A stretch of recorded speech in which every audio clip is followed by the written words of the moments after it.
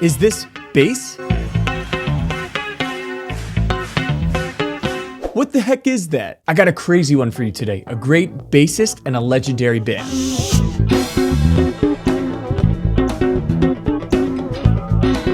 My God, I'm gonna freaking break my hand trying to play this. What's up? I'm Andrew Freed from Bass Freedom, and I got a really crazy one for you today. Elephant Talk from King Crimson's 1981 album Discipline is driven by bassist Tony Levin's pioneering use of the Chapman stick, a 10-string tapping instrument that covers bass and guitar ranges. The stick essentially leads the song, laying down a funky, quirky, and syncopated groove. Are you ready? Let's go.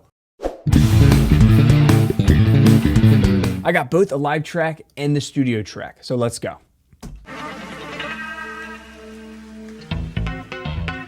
Doesn't look like a bass, right? Funky.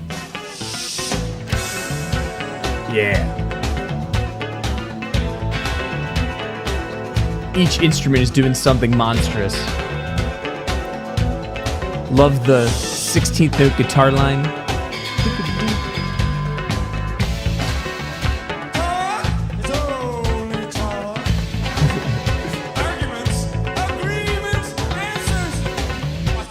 Such a unique vocalist.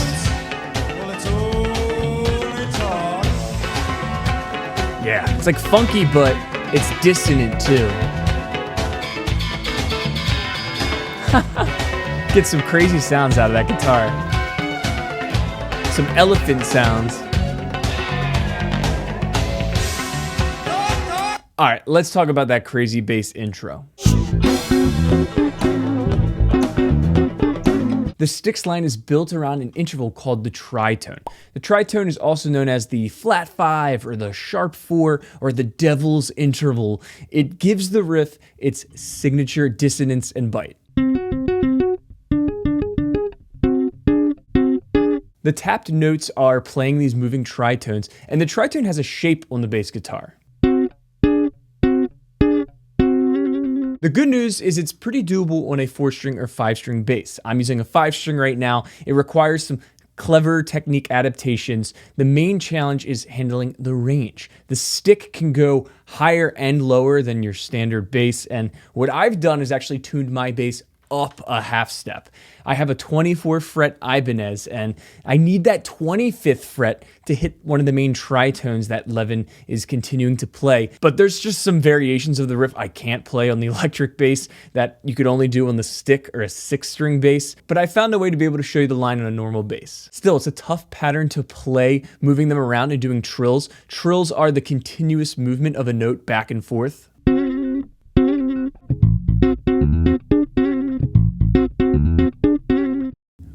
Whoa, thunder. That ruined this take. Hey, if you're digging this, give it a like. I know every YouTuber says that, but it really does help.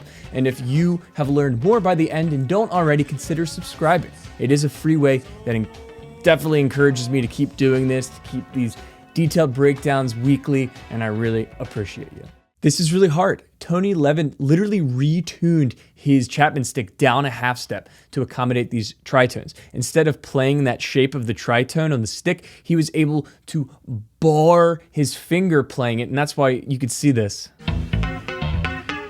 You just see him playing with the first finger kind of pressing downwards. He doesn't have to play with 2 fingers, which the tritone shape requires. Hear those back and forth notes? I can't do that.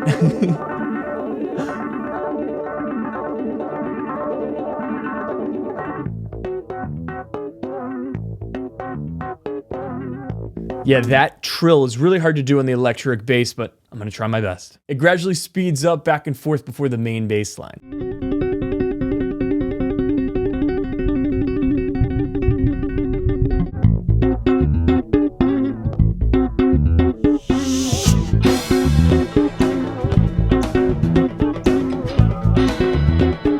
You could really see all the bass and drums are just in the pocket. The kick drum and the snare hitting on 2 and 4. Tony Levin's doing some syncopated stuff. It really gels well. Yeah, it's awesome, man.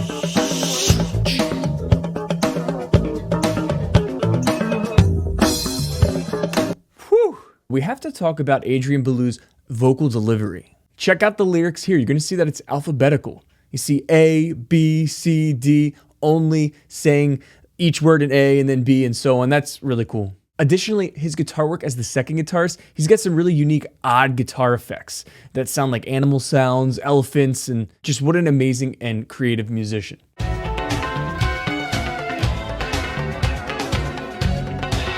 Now we got the B's. Talk and then all in B. Every word he says has to do with talking. So creative, man. All right, we got this next part. Still groove. Boom, boom, boom. Elephant sounds. And we're back. Yeah, you hear some variations of the stick. I just can't do them all. It's really hard. We'll mix in some other tritones. The other tritones he'll do are just neighboring ones, and it sounds like this.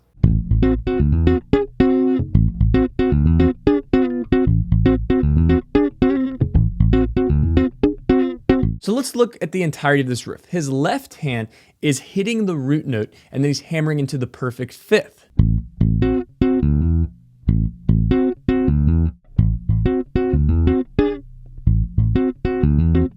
To do this complete bass part, I have to shift to hit the octave, and with these tritones, it's just really freaking hard.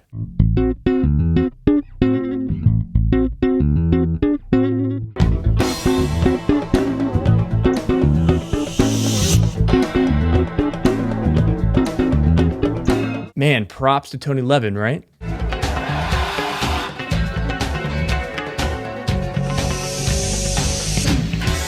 Yeah.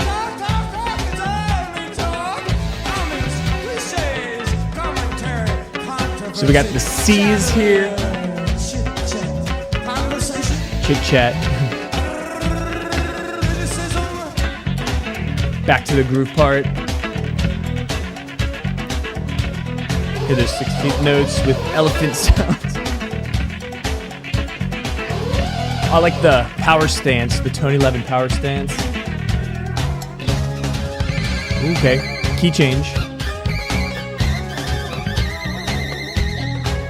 This solo, what effect is that? Oh, cool, here's some percussives. Boom. Kind of tapping the stick. Oh, there we go. Some slides.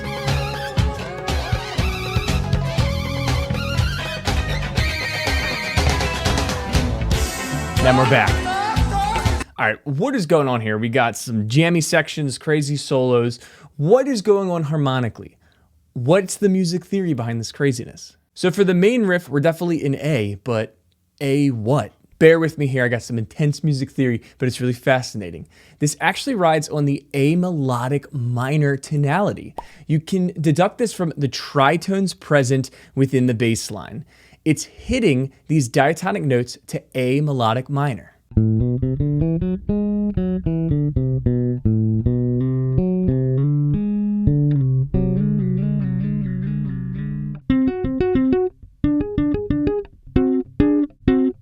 Another way to realize it is that this guitar chord here,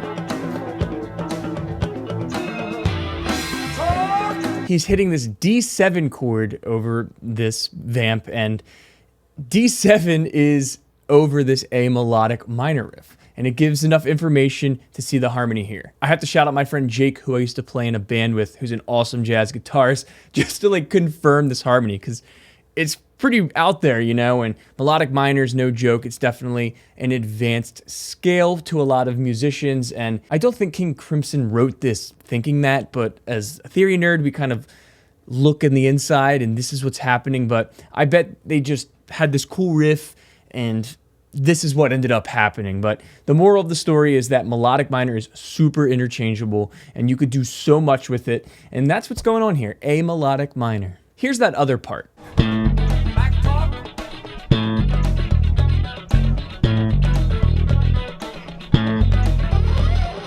it switches to this F sharp minor groove, and you can tell it's actually the Dorian minor because the bass line outlines this F sharp, which means the major sixth is present, and anytime you have a major sixth within a minor scale, it's Dorian.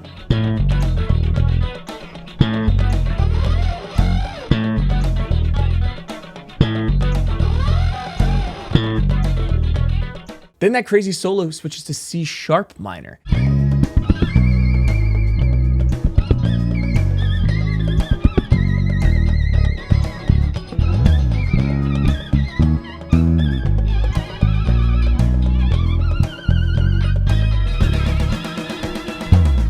You can definitely hear Tony Levin implementing the percussive side of tapping.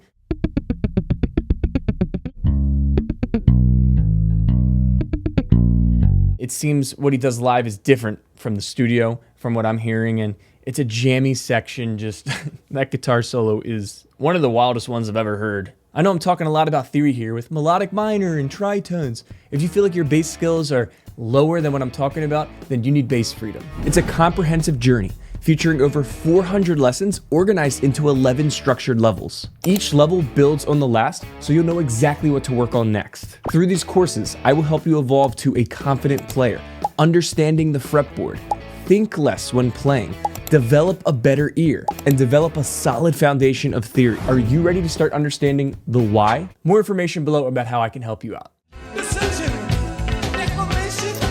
The D is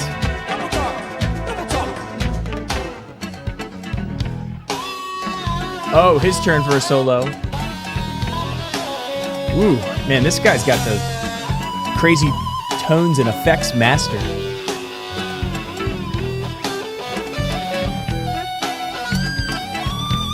Hear that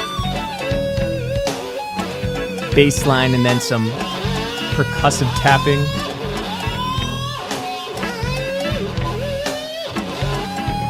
Whew, that's harder than it looks.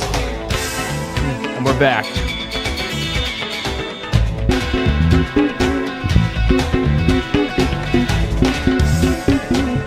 My God, trying to play this is freaking killing me. King Crimson is an incredible band.